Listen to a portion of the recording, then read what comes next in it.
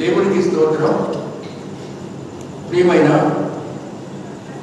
సంఘస్థులారా, దేవుని బిడ్డలారా, యేసుక్రీస్తు ప్రభు శిలువ శ్రమల ధ్యాన కూడిక 11వ రోజు ప్రార్థన ప్రారంభిస్తున్నాం. అందరూ త్వరగా రావాల్సిందిగా మనవి చేస్తున్నాం. కృపమైన దయమైన రక్షణ. ఈరోజు ప్రభు శ్రమల ధ్యాన కూడిక 11వ దినమందు మేమున్నాం. వాక్యం వరకు వచ్చే ప్రతి బిడ్డను ఆశీర్వదించండి, దీవించండి. ఆద్యంతము మీ సన్నిధి ఆలయంలో వచ్చి వాక్య పరిచర్యలో మీ దాసుని విడుచున్న నీ బిడ్డలందరినీ ప్రేమించి మాకు మీ వర్తమానం దయచేయండి. మా ప్రభువును రక్షకుడైన యేసునామమున అడుగుతున్నాము తండ్రి, ఆమేన్.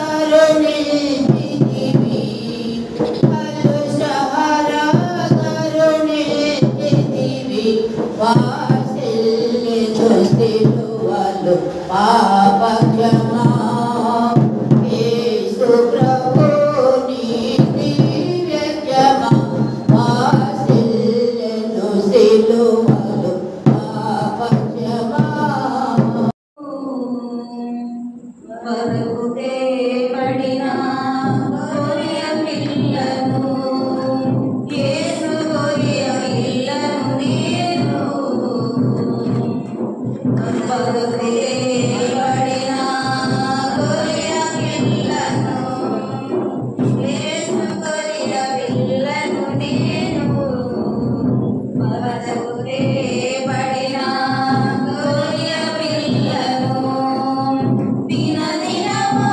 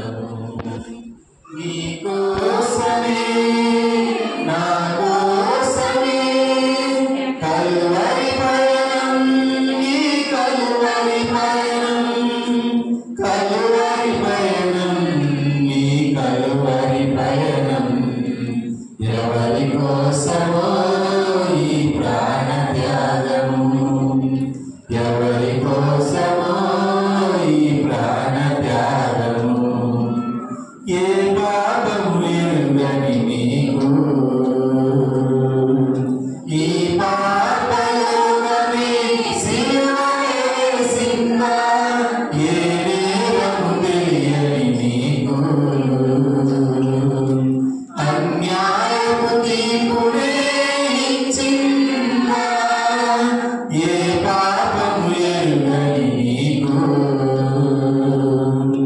ఈ పాపలోకమే సిలువ వేసిందా ఏ నేరము తెలియని నీకు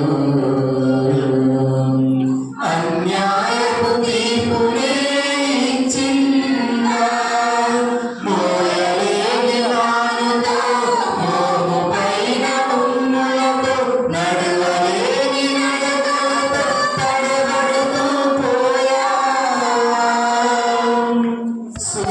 సూర్యువాయి పోయావా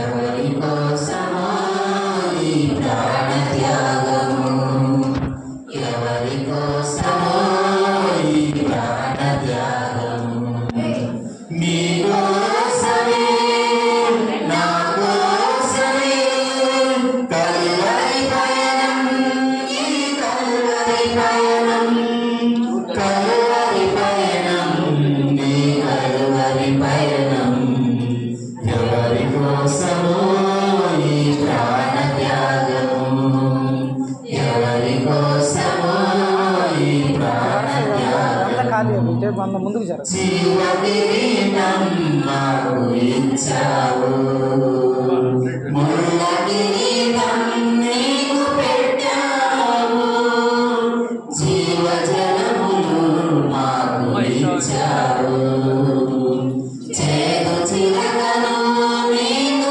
ఇచ్చావు జీవ కిరీటం మాకు ఇచ్చావు ముళ్ళ కిరీటం నీకు పెట్టావు జీవ జలములు మాకు ఇచ్చావు చేదు చిలకను నీకు ఇచ్చావు మా ప్రక్కన ఉండి మమ్ము కాపాడుచుండగా నీ ప్రక్కల బల్లెముతో ఉక్కపోటు పొడిచెవిని తండ్రి వీరిని క్షమించున్నావు వీరెవరు కనుక వీరిని క్షమించు వీరిని క్షమించు అని వేడుకున్నావా పరమ తండ్రి ఎవరి కోసమో ఈ ప్రాణత్యాగము ఎవరి కోసమో ఈ ప్రాణత్యాగము నీ కోసమే నా కోసమే కల్వరి పయనం నీ కల్వరి పయనం కల్వరి పయనం నీ కల్వరి పయనం ఎవరి కోసమో ఈ ప్రాణత్యాగము ఎవరి కోసమో ఈ ప్రాణత్యాగము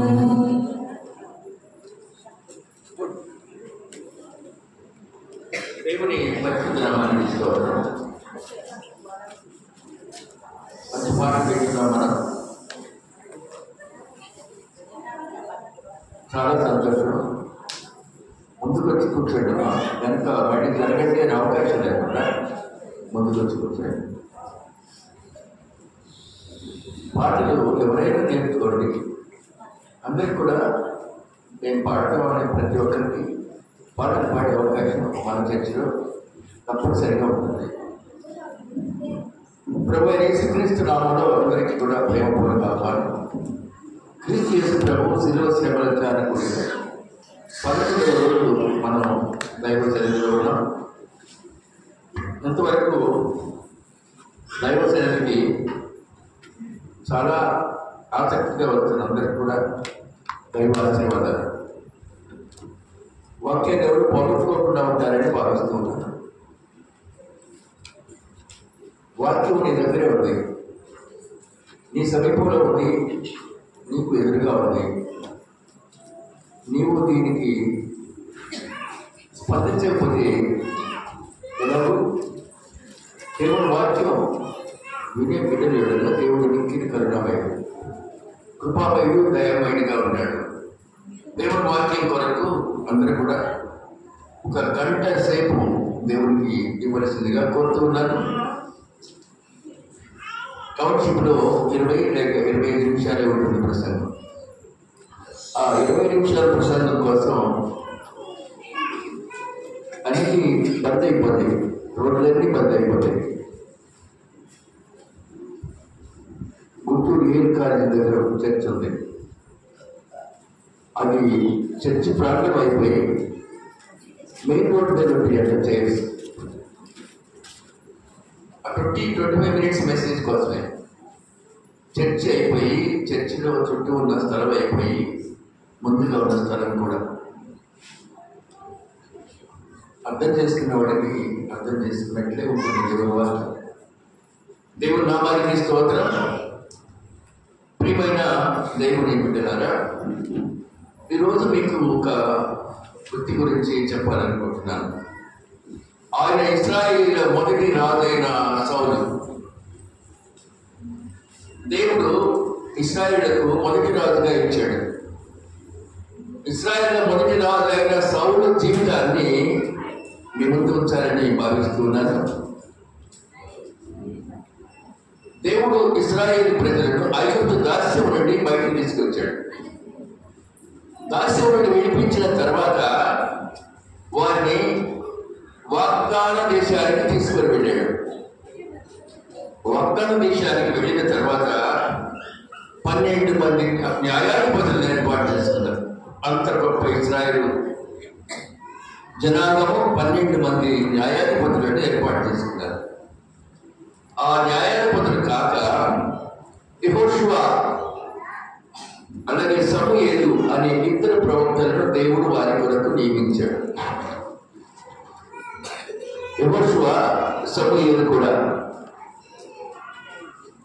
సమూయేలు దేవుని వాక్యాన్ని చెబుతూ ఉన్నాడు. ఇశ్రాయేలు క్షేమం వారి మధ్య వచ్చిన పొరపక్షాల కొరకు న్యాయము చేసే తీర్పరిగా, న్యాయము తీర్చేవాడిగా సమూయేలు ఉన్నాడు. సమూయేలుకు చిన్నప్పుడే దేవుని పిలుపు వచ్చింది. సమూయేలు సమూయేలు అని దేవుడు పిలిచాడు. సమూయేలు అంతటి వాడు అవడానికి కారణం అతని తల్లి అయిన హన్న. ఇప్పుడు సమూయేలు ఇంత పెద్ద జనాంగానికి ఒక ప్రవక్తగా, యాజకుడిగా ఉంటూ ఉన్నాడు. అలాగే యెహోషువ కూడా. అలా కొన్ని నెలలు గడిచిన తర్వాత ఇశ్రాయేలీయుల పెద్దలందరూ సమూయేలు దగ్గరికి వచ్చి, మాకు ఒక రాజు కావాలి, వీ వాంట్ ఏ కింగ్. న్యాయాధిపతులు జడ్జెస్ ఉన్నారు, ప్రవక్తలు ఉన్నారు, ప్రాఫిట్స్. 2 ప్రాఫిట్స్, 12 మంది జడ్జెస్. ఎంతటితో సరిపోలేదు, మాకు ఒక కింగ్ కావాలి అని కోరినప్పుడు పదే అడుగుతున్నారు వచ్చి. వారి కోరిక ప్రవక్త సమూయేలుకి ఇష్టం లేదు, దేవుడికి కూడా ఇష్టం లేదు.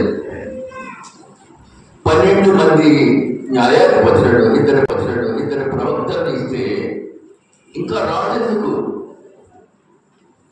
దేవుడు కూడా కొంత ఆలస్యం చేశాడు. అయినా సమూయేలుని మాటికి మాకు రాజు కావాలి అంటుంటే చివరికి దేవుడు సమూయేలుతో మాట్లాడాడు.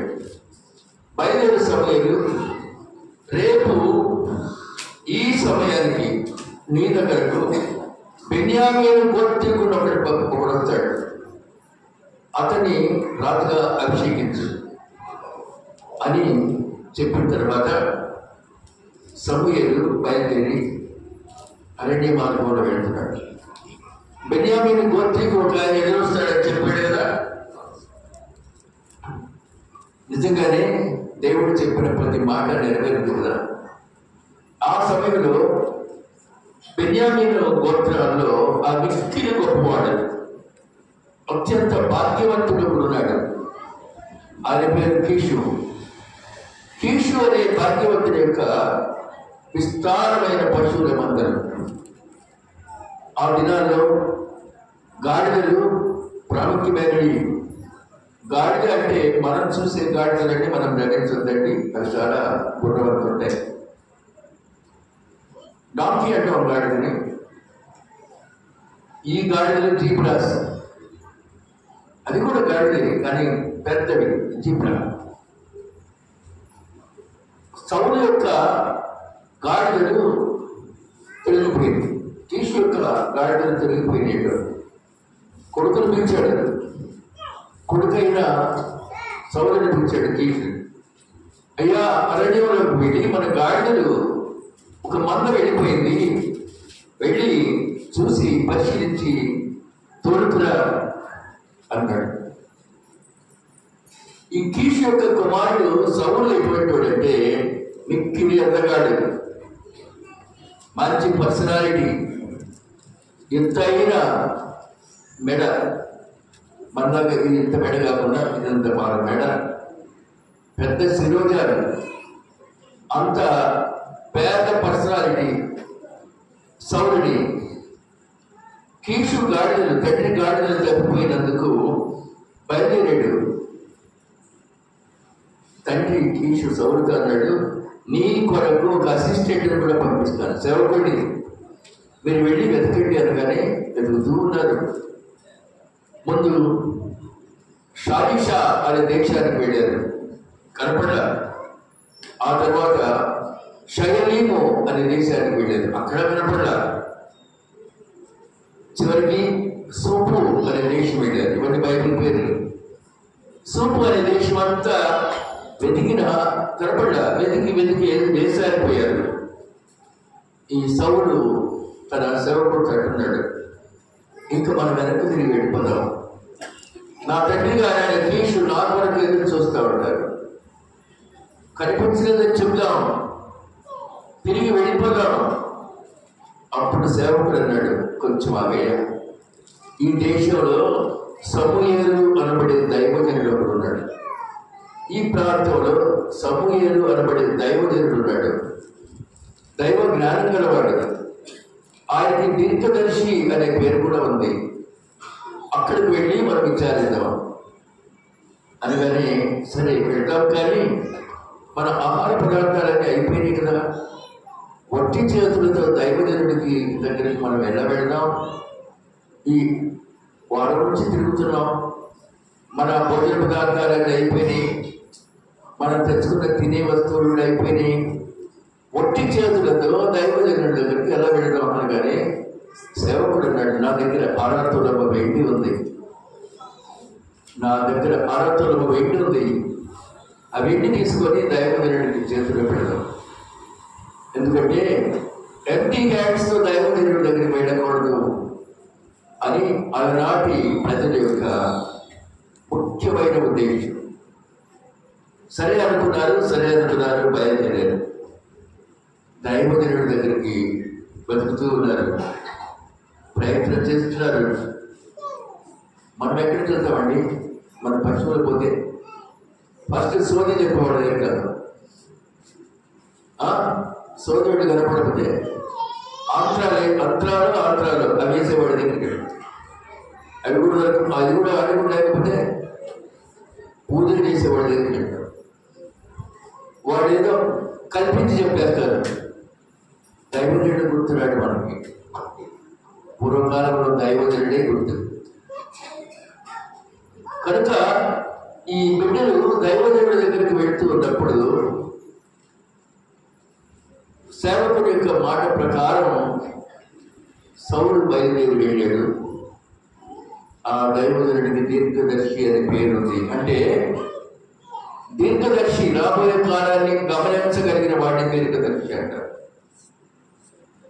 వెళ్తూ ఉండగా ఒక బావి దగ్గర యవనస్తురాలైన ఆడపిల్లలు నీళ్లు చేరుకుంటున్నారు.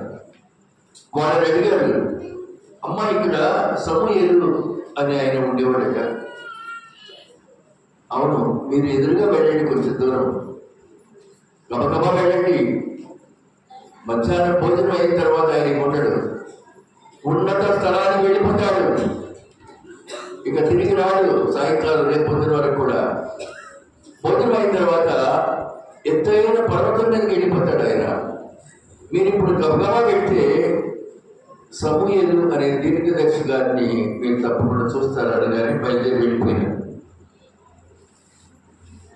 సమూయేలు దగ్గరికి అలా వెళ్తుండగా సమూయేలుకు దేవుడు వర్తమానం వచ్చింది. మొదటి సమూయేలు గ్రంథం 9వ అధ్యాయం 17వ వచనం.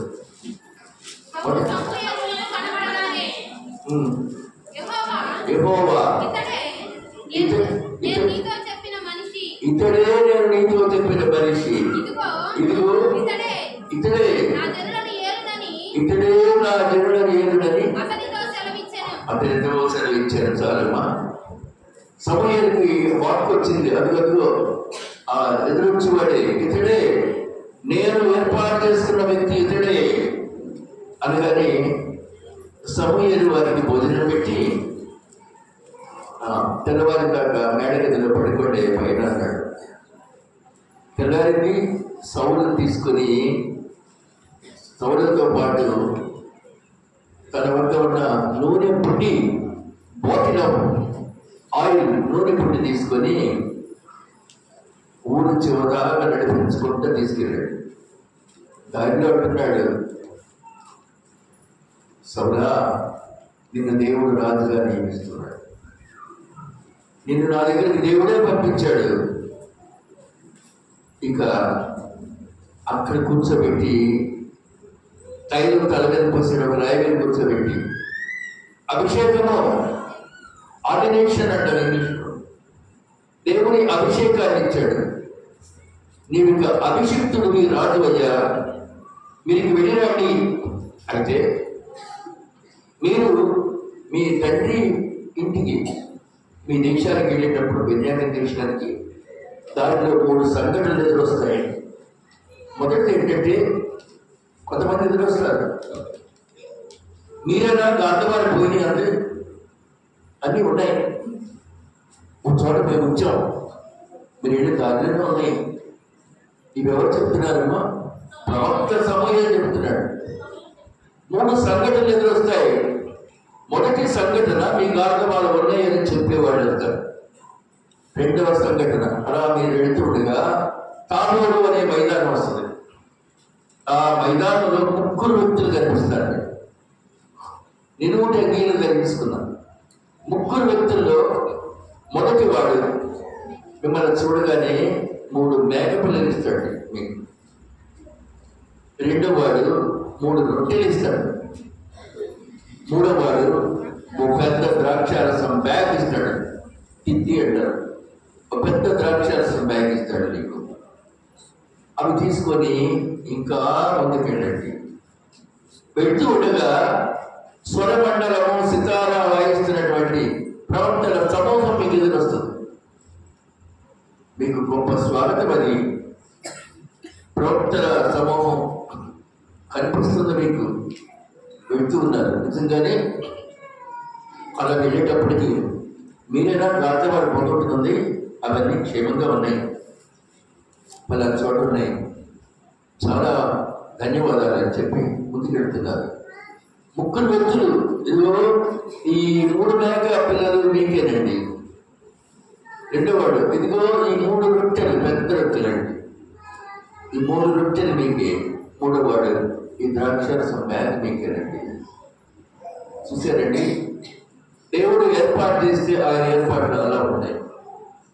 దేవుని ఏర్పాట్లు మనకు ముందుగా తెలియవు. ఆయన అలా ఎన్నుకుంటాడు, ఏర్పాటు చేస్తాడు. నిన్న మెసేజ్ విన్నారు మీరు. 3 తరగతులు. ఒకళ్ళేమో పిలువబడిన వారు, రెండోవాడు ఏర్పరచబడిన వారు, మీరు మూడోవారు నమ్మకమైన వారు. ఈ 3 గుణ లక్షణాలు క్రైస్తవ బిడ్డలకు చాలా ఆవశ్యకం. అలాగే వెళ్తూ ఉండగా ఇవి రొట్టెలు, ద్రాక్షరసము, మేక పిల్లలు తీసుకున్నారు. వెళ్తుంటే ఆశ్చర్యం ఏంటంటే, సితారా వాయిస్తున్న జనాంగం ముందుకు వచ్చారు. స్వరమండలం, సింఫోనీ, సితారా వాయిస్తున్న జనాంగం ముందుకు వచ్చారు. వాళ్ళు వచ్చేటప్పటికి ఈయనకి కొత్త మనస్సు వచ్చింది. దేవదూతలా ఉన్నారు వాళ్ళు. వాళ్ళని చూడగానే కొత్త మనస్సు వచ్చింది. 47 చర్చికి వచ్చినా మనకు కొత్త మనసు రాదు కదండి. దైవజనులను చూడగానే కొత్త మనస్సు వచ్చేసింది మేడండి. ఇదిగో వీరిలాగే నేను కూడా ఉండాలి అని చెప్పి అప్పటి వరకు ఆశామాషిగా తిరిగిన ఈ యవనస్తుడైన సౌలుకు మనస్సు కొత్తదైపోయింది. దేవుడు అనుగ్రహించినాడు. ఇది సౌలు జీవితంలో ప్రారంభం. అందరూ వెళ్ళిన తర్వాత సమూయేలు ఇశ్రాయేలు అందరినీ మిస్పా అనే ప్రాంతానికి పిలిచాడు, ఓ మైదానానికి. ఇశ్రాయేలు ప్రజలారా, ఇదిగో ఇతని వంటి వాడు ఎవ్వరూ లేరు మన జనాంగంలో. ఇతడు మీకు రాదు, మీరు కోరిన వాడు ఇతడే. ఇతని వంటి వాడు ఇశ్రాయేలు ఇంతవరకు లేడు అని చెప్పిన తర్వాత దేవుని యొక్క ఆత్మ సౌలు మీదకి వచ్చేసింది. ఇప్పుడు సౌలు ఏ ప్యూర్ పర్సన్. అప్పటికి సౌలు 30 సంవత్సరాలు. ఫిలిస్తీ జనాంగం మాటిమాటికి ఇశ్రాయేలుతో యుద్ధాన్ని చేస్తూ ఉంటారు. ఫిలిస్తీ యుద్ధానికి వచ్చినప్పుడు బలి అర్పిస్తారు. బలి అర్పించాలని సమూయేలు ప్రవక్త ముందుగానే సౌలుకి చెప్పాడు, మీరు రేపు యుద్ధానికి వెళ్ళేటప్పుడు బలి అర్పించి వెళ్ళండి అని. సౌలు చేసిన మొట్టమొదటి తప్పు జాగ్రత్తగా వెళ్ళండి. సమూయేలు ఎందుకన్నా లేట్ చేశాడు రావడం, బలిపీఠం దగ్గరికి రావడం, బలి అర్పించే స్థలానికి రావడం లేట్ అయింది. అప్పుడు ఏం చేశాడంటే, నేనే బలిస్తాను, ఎందుకంటే నాకు దేవుని ఆశీర్వాదం ఉంది, ప్రవక్త గారు ఆలస్యమయ్యారు అని చెప్పి తానే దహన బలి సమర్పించినాడు. దైవజనుని కాదని రాజుగారు సౌలు దహన బలి సమర్పించాడు. దేవుడికి చిన్న విషయంగా చూడలేదు. ఫస్ట్ ఇంప్రెషన్లోనే సౌలు పడిపోయాడు. క్రికెట్లో మీరు అంటారుగా ఫస్ట్ వికెట్ డౌన్ ఉందని, అలాగే ఫస్ట్ ఇంప్రెషన్ పోయింది. ఇక ఆ తర్వాత సౌలు వచ్చేసాడు. నీవు చేసిన పని ఏంటి? సమూయేలు వచ్చేసాడు. సమూయేలు వచ్చి సౌలా, నువ్వు చేసిన పని ఏంటి? యాజకులు చేయవలసిన పని నీవే చేసావు, తప్పు చేసావు. ఈ చిన్న తప్పు అనుకుంటున్నాగా, పెద్ద తప్పది. దేవుడు నిన్ను రాజుగా తీసేయబోతున్నాడు. పదవి వచ్చింది, పోబోతుంది కూడా. దేవుడు నిన్ను రాజుగా తీసివేస్తున్నాడు. నీవు సేవకుడు ఎడలా ప్రవక్తుడు అగౌరవంగా ప్రవర్తించావు, నీకు బదులుగా నీకు రాజు వస్తాడు. కొంతకాలం అయింది, ఇంకొక యుద్ధం స్టార్ట్ అయింది. అది అమాలేకీయుల మీద యుద్ధం. సమూయేలు అన్నాడు, వెళ్ళు, యుద్ధానికి వెళ్ళు అని. అలాగే సౌలు వెళ్ళి అమాలేకుల మీద యుద్ధానికి వెళ్ళి అక్కడ రాజున్నాడు అగగు అనే రాజుని బందీకృతుడు చేసి పట్టుకొచ్చాడు. అంతవరకు అయితే బాగుండేది. అక్కడ ఉండే మంచి మంచి పశువులను కూడా తెచ్చేశాడు. మంచి మంచి పశువులు, పేపర్లో చదివారు. నేను ఒక గేదె, ఆవు ఒక్క రోజులో ఉదయం సాయంత్రం 87.5 లీటర్లు పాలిస్తాడు. గుట కూడా వేశారు పెద్దది. ఒక్క దినములో ఉదయం సాయంకాలం పాలు 87.5 లీటర్లు. Great thing. దేవుని చిత్తం అదంతా కూడా కదా. ఇదిగో పశువులను కూడా తేగానే హాయిగా వచ్చాడు. ఇదిగో అందరూ కూడా బంధించాను. ఓ ప్రవక్త గారు పశువులు పట్టుకొచ్చారంటే, నీవు పశువులు పట్టుకురామంది ఎవరు? వాళ్ళ మందలను తోడుకొని వచ్చావా?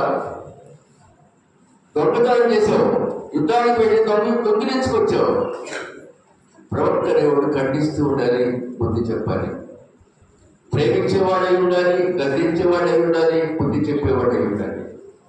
ఎందుకు పశువులను తెచ్చావు యుద్ధానికి వెళ్ళి? నేను ప్రజల మాట విని ద్రోహం చేశానయ్యా, నన్ను క్షమించు. రాజుగారు అంటున్నారు, ప్రజల మాట విని ద్రోహం చేశాను, ఓ ప్రవక్త నన్ను క్షమించు. ప్రవక్త చాలా కోపంగా ఉన్నాడు. ప్రవక్తను బతుకులాడాడు, రేపు యెహోవాకు బలి ఇద్దాం. సమూయేలు గారు, రేపు యెహోవాకు బలి సమర్పిద్దాం. అప్పుడు సమూయేలు అన్నాడు, అన్నిటికీ నీకు తోడుగా వచ్చాను, ఇక నీతోనే అన్నాడు. నువ్వు మాట వినలేదు, నేను నీతో రాను. అంగీకరించాడు, దేవుడు నిన్ను విసర్జించాడు. దేవుడు అనుకోకుండా నిన్ను హెచ్చించిన తర్వాత నీ అడుగు జాడను గమనిస్తాడు. ప్రియ బిడ్డ, అందరూ గమనించండి. అనుకోకుండా నిన్ను హెచ్చించి నీ అడుగు జాడను గమనిస్తాడు.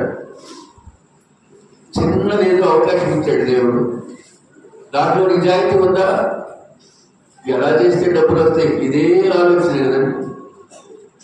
మోసగించి ద్రవ్యం సంపాదించుకుందాము. దేవుడిచ్చిన చిన్న అవకాశం, ఆ చిన్న అవకాశాన్ని ఏ విధంగా పాడు చేసుకుంటున్నారంటే ధనము సంపాదించుకొని విర్రవేయడానికి సిద్ధమవుతున్నారు. అట్టి వారికి శ్రమలు తప్పవు. కొంతకాలం దేవుడు టైం ఇస్తా ఉంటాడు, ఎక్కడైనా మాట్లాడేమో చూద్దామని. దేవుడికి ఇచ్చిన గ్రేస్ పీరియడ్, దయదర్శించిన కాలం. ఎంతవరకు అలా సాగిస్తావు, ఎంతవరకు లోపడతావు అనుకుంటున్నావు? ప్రవక్త అంతటి వాడు గెహాజీ అనేసాడు, ద్రవ్యము వస్త్రాలు ఒలీవ తోటలు సంపాదించుకోవడానికి ఇది సమయమా? చిన్న అవకాశం దేవుడిస్తే దాన్ని ఎలా డెవలప్ చేసుకుంటున్నారో చూడండి.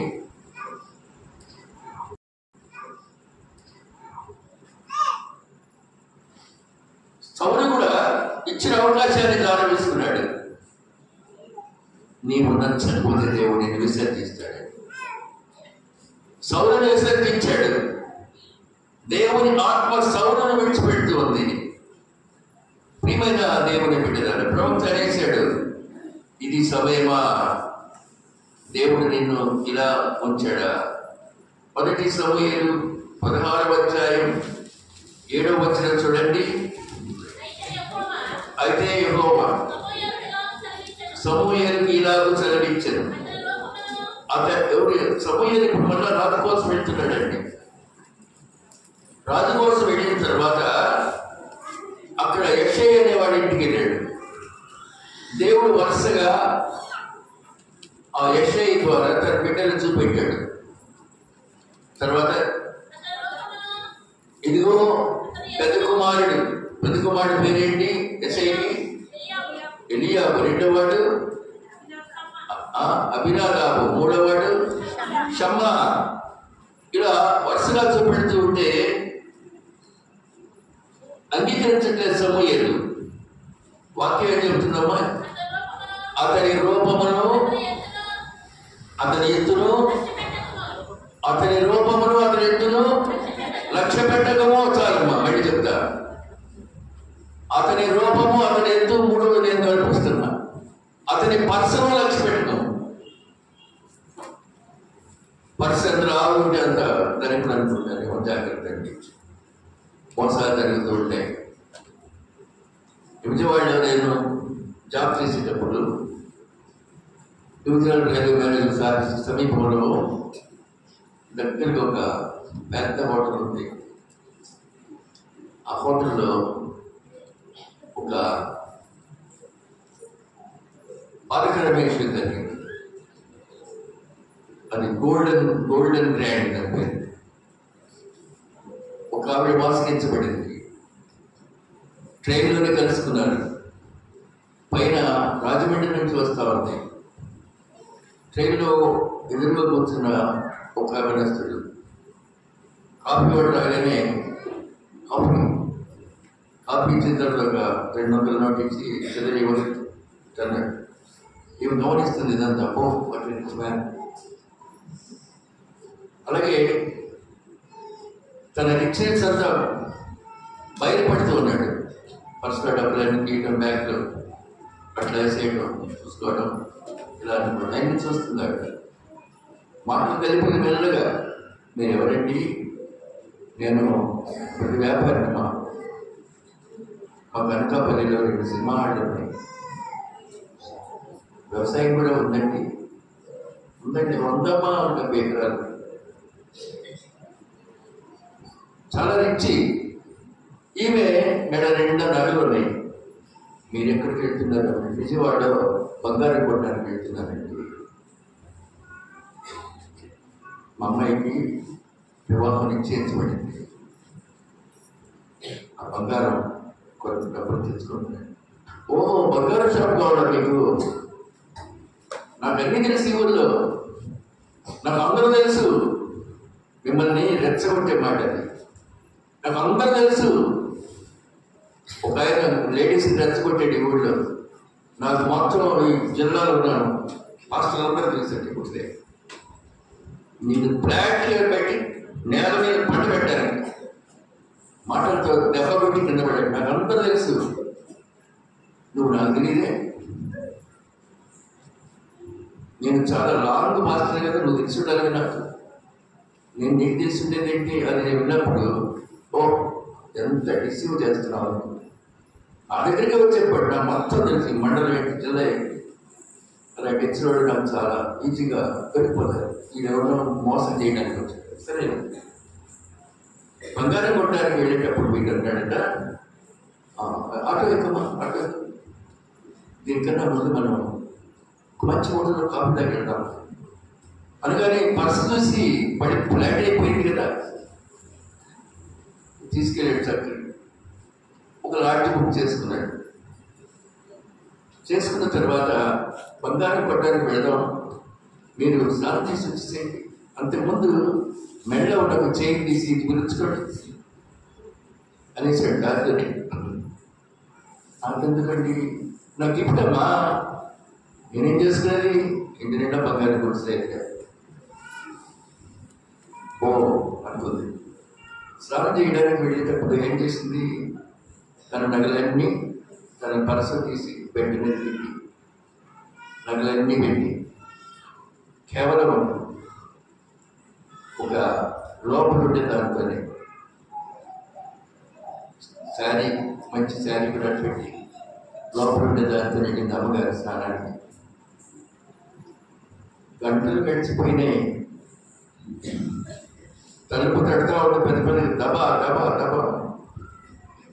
హోటల్ యజమాని వాళ్ళంతా వచ్చి ఏంటి ఏంటి తలుపు బయటికి అడిపెట్టేదండి కదా. ఎవరమ్మా లోపల? నేనండి. ఒక ఆయన ఉండాలి ఇక్కడ, ఒక ఆయన లేడు. నా బ్యాగ్ ఉండాలి, బ్యాగ్ లేదమ్మా. నా బట్టలు ఉండాలి, బట్టలేవమ్మా. నా నగలు ఉండాలి, నగలు లేవమ్మా. అంటే నీకేం కావాలంటే, నాకు ఏదన్నా ఒక వస్త్రం ఉంటే బయటకు రావాలి అంటే ఆ తలుపులో నుంచి బెడ్షీట్ ఒకటి ఇచ్చారు. బెడ్షీట్ ఎట్టుకుని బయటకు వచ్చింది. మొత్తం పోయా.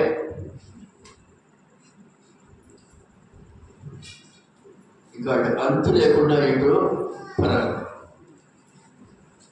పాపం ఈమె తన భర్త తన వాళ్ళందరూ కలిసి తరతరాలుగా కూడబెట్టుకున్న ఆస్తి ఒక్క చిటికలో అదండి మోసగించేవాళ్ళు అలా ఉన్నారు. ఆ రోజు మాత్రం ఆఫీస్లో అయితే మొత్తం ఇంటికి ఏం చెప్పుకుంటుంది? నీ బంగారం అయితే నేను కట్టలేదు, శారీ అని ఏం చెప్పుకుంటుంది? ఏం చెప్పుకుంటుందండి? నా ఉద్దేశం ఏం చెప్పక్కర్లా. అక్కడే కృష్ణానది ఉంది, అందులోకి వెళ్ళిపోతుంది చాలు, అంతా చాలు అయిపోతుంది. అంతే కదా, పీడ పెరగడం ఉంది.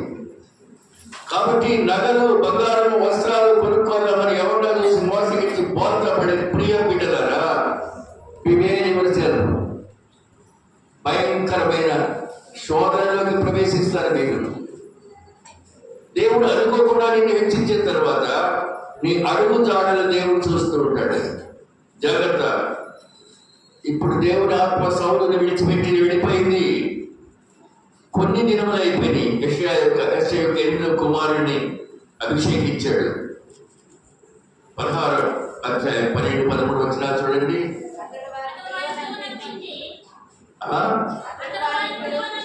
అంతటి వారిని పిలువనంపించి తోడుకొని వచ్చాను. అతడు ఎర్రని వాడును, చక్కని నేత్రములు గలవాడును చూచుటకు సుందరుడు అయినటువంటి వాడునై ఉండెను. అతడు రాగానే నేను కోరుకున్నవాడు ఇతడే, నీవు లేచి వారిని అభిషేకించుకుని యెహోవా సెలవీగా సమూయేలు తైలముఖము తీసుకుని వారి సహోదరుని వారిని అభిషేకం చేశాను. నాటి నుండి యెహోవా ఆత్మ దావీదు మీదకి బలముగా వచ్చెను. తర్వాత సమూయేలు లేచి రామా అనే పట్టణానికి వెళ్ళిపోయినాడండి. ప్రియమైన దేవుని బిడ్డలారా, సౌలు జీవితం యొక్క మలుపు ఇప్పుడు అతని బదులుగా వేరొక రాజు నియమించబడ్డాడు. ఈలోగా మరొక ఎంతో ఫిలిస్తీయుడు వచ్చాడు. ఫిలిస్తీయుడు సర్దార్ గాతు వాడైన గొలియాతు రంకెలేస్తున్నాడు ఏలారి లోయలో. అప్పటికి సమూయేలు వృద్ధుడైపోయినాడు, మరణించాడు కూడా.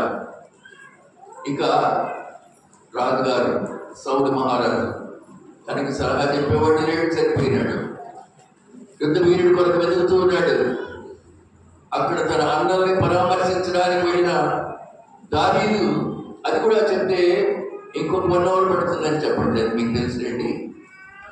దావీదు నేను వెళ్తాను, నీ దగ్గర ఏముంది, ఎంత ఏటిలో ఏరుకొచ్చిన ఉన్నటి రాళ్ళు ఒక 5 ఉన్నాయి, మొలసేల ఉంది, ఇవా యుద్ధానికి వెళ్ళేది, ఇదిగో కిరీటము, ఇదిగో కవచము, ఇదిగో ఖడ్గము అని ఇస్తే ఇవి నాకు వాడుక లేవు, నాకు ఇయ్యచ్చాలి. వెళ్ళాడు. ఏలా లోయలో చాలా సంభాషణ జరిగింది. నేను కుక్కను అనుకుంటున్నావు అన్నాడు గొలియాతు. యుద్ధం యెహోవాదే అన్నాడు దావీదు. చివరికి గొలియాతు మరణించినాడు. దావీదు గొలియాతును చంపేసినాడు ఒడిశలతో. గొలియాతు మరణించినాడు. అప్పుడు సౌలు అనుకున్నది ఇవ్వాలి ఇప్పుడు అర్ధరాజ్యము, తన కుమార్తెను కూడా. కానీ అంత గొప్ప రాజ్యాన్ని సేవ చేస్తే విషపు చూపులో ప్రత్యేకమైన విషపు చూపండి. 18వ అధ్యాయం 8-9 వచనాల్లో చూడండి.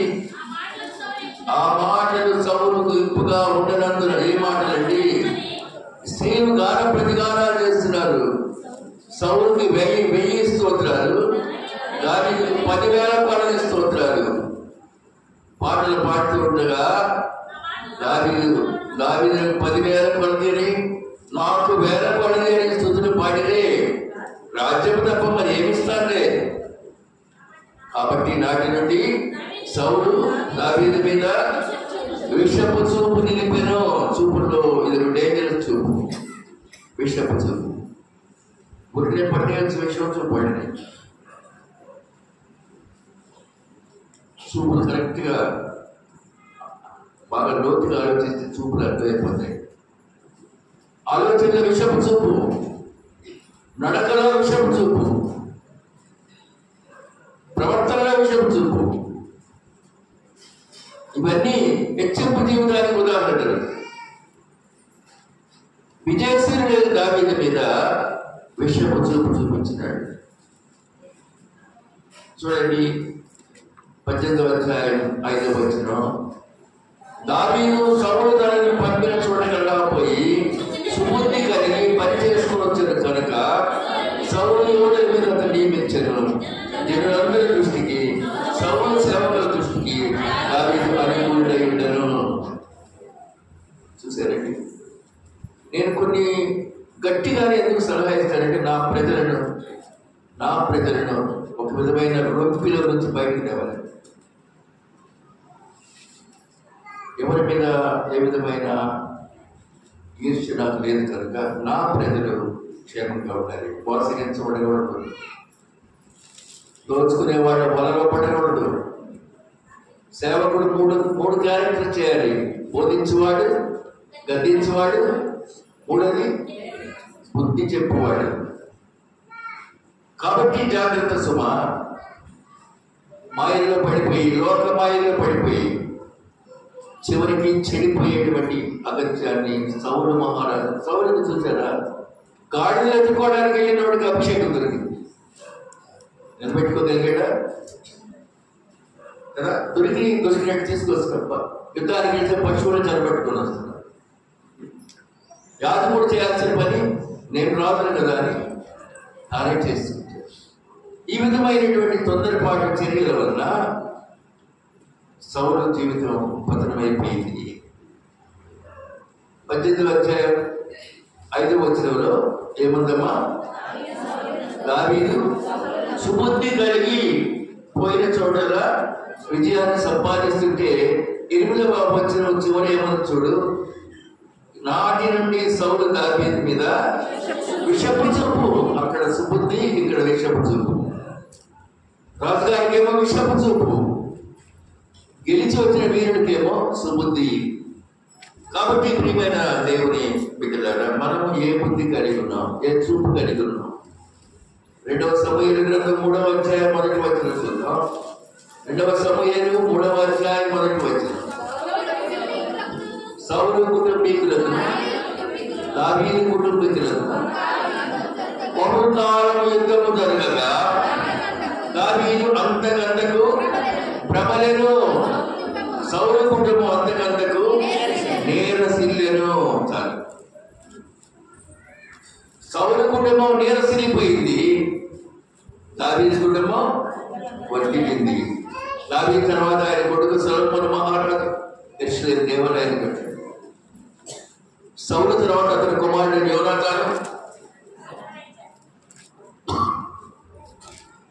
ఒక యుద్ధంలో మరణించినాడు. యోనాతాను కొడుక్కి రాజ్యం లేదు, లోదెబారు అప్పులు వాడి గృహంలో ఉన్నాడు, మార్కీలో ఉన్నాడు. విన్నారు కదా ఇదివరకు మీరు? లోదెబారు అనే ప్రాంతంలో సౌలు యొక్క మనవడు ఉన్నాడు. దావీదు యొక్క మనవడేమో రాజుగా ఉన్నాడు. అందుచేత మనం మన కుటుంబాన్ని కూడా సర్వనాశనానికి గురి చేస్తాం. జాగ్రత్త. సౌలు కుటుంబం నీరసిల్లింది, దావీదు కుటుంబం వర్ధిల్లింది. కాబట్టి ముగింపులో మీతో చెప్తున్నాను, కుటుంబం అంతా నశించిపోయేదాకా వెళ్ళలేవద్దు. ఎప్పుడు ఏం జరుగుతుందో తెలియదు. నాకు ఆరోగ్య భయం చాలా ఉంటుంది. ఎప్పుడు ఏం జరుగుతుందో తెలియని దుస్థితి. నేనేదో గడిచి బతికినాను అని అన్నాడు అనుకోను. ఎప్పుడు నాకు భయమే, ఏ క్షణంలో ఏమి సంభవిస్తుందో తెలియదు, ఏ శోధన వస్తుందో తెలియదు. మనం ఎంతటి వారండి. కాబట్టి దేవునికి ఇష్టలుగా జీవించడమే మనం చేయవలసినటువంటి పని. ఏ క్షణం ఏమవుతుందో, ఏ క్షణం ఏమవుతుందో. ఐక్యనగర్లో ఒక గడ్డం థామస్, ఆ పెద్ద పాస్టర్ గారు, ఆయన గారి కూతురు అమెరికా ఇచ్చాడు. ఒకే కూతురు. ప్రస్తుతం గడ్డం థామస్ గారు చనిపోయారండి. అమెరికాలో ఒక పెద్ద గాలి తుఫాను లాంటిది వచ్చింది. వాడున్న ఇంటి పక్కన పెద్ద వృక్షం ఇంటి మీద పడింది. ఆ అమ్మాయికి 2 మగ పిల్లలు, ఒక ఆడపిల్ల. అమెరికా సిస్టమ్ ఏంటంటే మగపిల్లలు దొరకడము, ఆడపిల్లలు దొరకడము, తల్లిదండ్రులు దొరకడము. మగపిల్లలుండే రూమ్ మీద చెట్టు పడికి వాళ్ళిద్దరు మరణించారు. చూశారండి. గడ్డం థామస్ గారి భార్య, కొడుకు అమెరికా వెళ్తున్నారు చూడడానికి. చూడండి, ఈ డివిజన్లో చాలా పేరున్న వ్యక్తి థామస్ గారు. ఎంతో మంది సేవకులు పోషించిన వాడు. ప్రస్తుతం లేడు. ఆయన ప్రభువుని వెళ్ళిపోయినాడు. బిడ్డలు కూడా హాయిగా లేకపోయినారు. మన బ్రతుకు ఎంత, మనం ఎంత? ఓ సౌలా, నీ బ్రతుకు ఎంత, నువ్వెంత? దేవుడు హెచ్చరిస్తున్నాడు. గొర్రెలు కాసుకునే దావీదుని పైకి తీసుకొచ్చేసాడు. ఈ రాత్రి ఏ విధంగా ఉండాలనుకుంటున్నావు?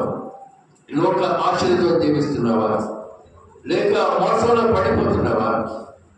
నీకు మోసం కాలేదంటే మీ ఇంట్లో నువ్వు వండుకున్నటువంటి అన్నంలో నుంచి వచ్చిన గంజి నీళ్లు అవే పవిత్రమైనవి.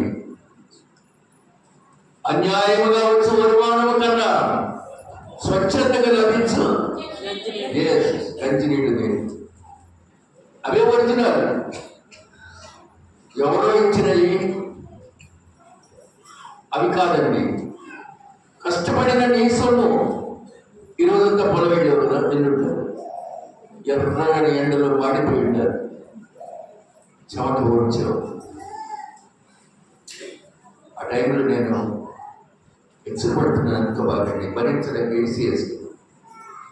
ఇంట్లో ఏసీ వేసుకుని వెంటనే ఆలోచన, నా ప్రజల్లో అనేకులు ట్రాక్టర్లు ఎక్కి,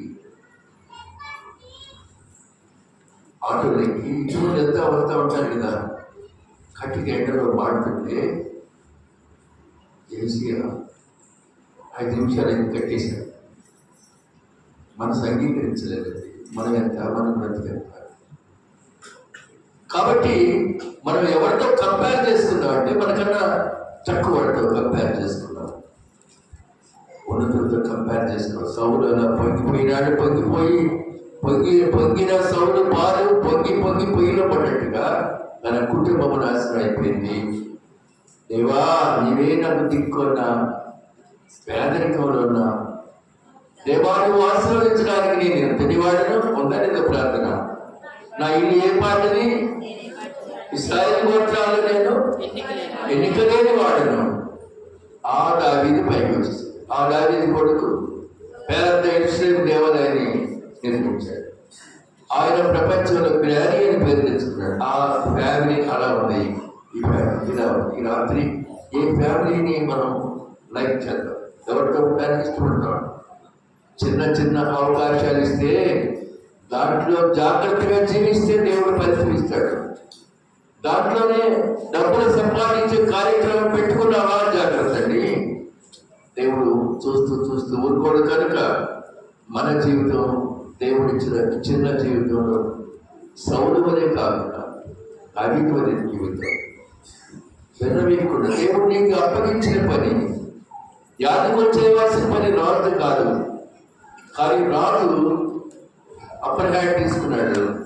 దేవుడు నిన్ను విసర్జించాడు అని పేరు తెలుసుకున్నాడు. మన జీవితంలో కూడా దేవుడికి ఇష్టమైన బిడ్డలుగా ఉండి మనం బ్రతుకు మార్చుకుందాం. రోజు ఒక స్త్రీమూర్తిని గురించి చెబుతున్నాను, ఈరోజు ఒక పురుషుని గురించి చెప్పాలి అనిపించింది. అందుచేత సౌలు మహారాజు వృత్తాంతం మీదుగా వచ్చారు. ఈ వాక్యం మీ హృదయాల్లో దేవుడు భద్రపరిచి అతిగా మన జీవితాన్ని పెంచుకోకుండా దేవుడికి ఇష్టలుగా మన జీవితాన్ని మలుచుకుందాం. అతి కృప పరిశుద్ధాత్మ దేవుడు మనకు దయచేయుగాక. ఆమేన్. వచ్చండి. మమ్మ ప్రేమించిన గొప్ప తండ్రి, కృపామయ, దయమయ, గట్టిగా ఈ పాదములు స్తోత్రాలు వందనాలు చేస్తున్నాను. ఆయన సౌలు కుటుంబం పడిపోయింది, దావీదు కుటుంబం వర్ధిల్లింది. సౌలు అంతకంతకు నీరసిల్లాడు, దావీదు అంతకంతకు ప్రబలిపోయినాడు. వాక్యము మా కొరకు మీరు అనుభవించారు కానీ లోకాశంలో పడిపోయి లోకంలో వెళ్ళిపోయి దేవుడిచ్చిన చిన్న అవకాశాన్ని దుర్వినియోగపరిచింది. దాంట్లోనే సంపాదన పనులుగా ఎదగాలనుకోవడం, దాన్నే అక్రమంగా పెంచి పోషించుకోవడం చేస్తే రాజ్యమే పతనమైపోయింది. కుటుంబాలు నీరసిల్లిపోయింది. దేవుడిచ్చిన దేవుడిచ్చిన చిన్న అవకాశాన్ని సద్వినియోగపరుచుకుని దేవుడికి విధేయుడై ఉంటే అంతకంతకు కుటుంబాలు ప్రబలిపోతాయి. పరిస్థితుల వాడటం 11వ శ్రమల ధ్యానంలో మీరు మాకు అనుగ్రహించిన సందేశం ఈ బిడ్డల హృదయాల్లో భద్రపరచండి, దీవించండి, ఆశీర్వదించండి. యేసు నామములో అడుగుచున్నాము తండ్రి, ఆమేన్. మన పరమ తండ్రి దేవుని కృపయు పరిశుద్ధాత్మ దేవుని నిత్య దీవెన ఆశీర్వాదం కూడున మనకు సమస్త పరిశుద్ధులు ఇప్పుడు ఎల్లప్పుడూ సదాకాలతోడై ఉండుగాక. ఆమేన్. అందరికీ ఉంటారు. అంటున్న వాక్యం 3:1 రెండవ సమయలు 3:1. ఇప్పుడు నాకు చెప్పిన సౌలు దావీదు అదే రెండవ సమయలు 3వ అధ్యాయం 1వ వచనం. అంటున్న వాక్యం 2వ